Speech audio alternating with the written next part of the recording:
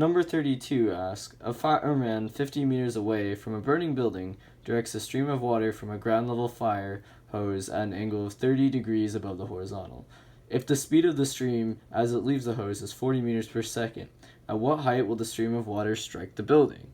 Well, as shown through this little diagram I drew, the person is 50 meters away from the building and is shooting the water at an angle of 30 degrees, and the water is traveling at 40 meters per second. Using the 40 meters per second of speed with the water and the 30 degrees angle it is shot at, we can create a triangle for this vector to figure out the y and x components of this vector to figure out the speed it takes for the water,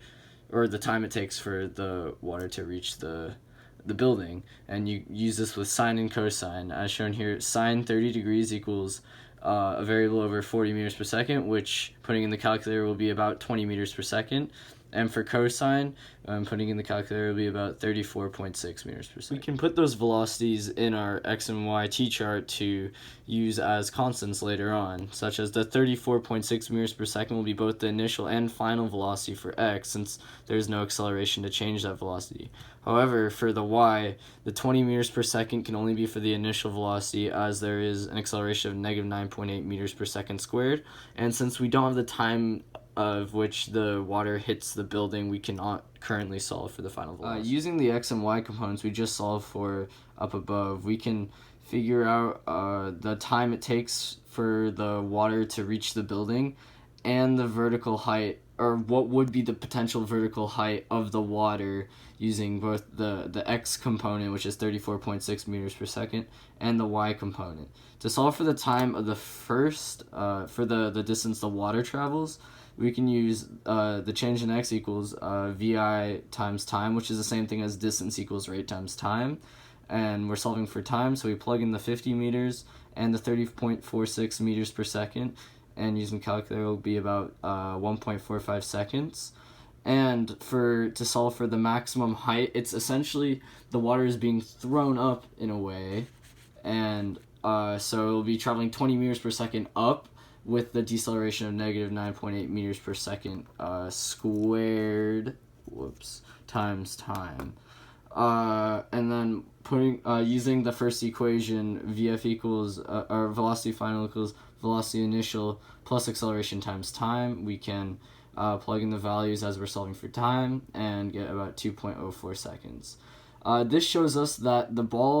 since the time to travel 50 meters is faster than the time to reach the water's vertical max, the water is still approaching its maximum displacement. However, objects fall at the same rate as they are thrown or released vertically. This means that the instantaneous velocity approaching back down to the ground from the 2.04 seconds and the 1.45 seconds is the same as its instantaneous velocity approaching the maximum height of the water. So the difference of these two times will allow us to solve for the water's vertical displacement upon impact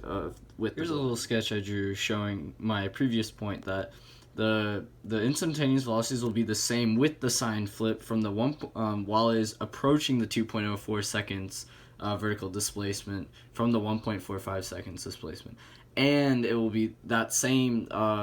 velocity from the 2.04 seconds at the very top to the 2.04 seconds minus the 1.45 seconds down below, because it's the same time it reaches, or this difference in time will be the same on both sides, and since objects fall at the same rate that they are thrown or released. Because that is true, we can use our new time of 2.04 minus 1.45, which equals 0.59 seconds, to solve for the displacement of the water based on from the vertical max, which we can use the third equation of displacement equals VIT plus 1/2 AT squared, and plugging in the numbers such as since starting at the top of anything that's at rest will be 0 meters per second, and it's decelerating down towards the ground at 9.8 meters per second squared, but we're only using it for 0.59 seconds, and putting those numbers into the equation we get 1.7 meters. However, you may be thinking, this is not our final answer, as this is only the displacement from the vertical height to the to the water's impact at the building, not from the ground. Using this 20 meters per second as the y component of our triangle of 40 meters per second, we can use that 20 meters per second to solve for the vertical max at the given time range for 2.04 seconds of the water. And we can use the same equation as the displacement equals velocity initial times time plus 1/2 of acceleration times time squared, and plugging in the 20 meters per second that we solved for plus the time we just solved for, and then accelerations as our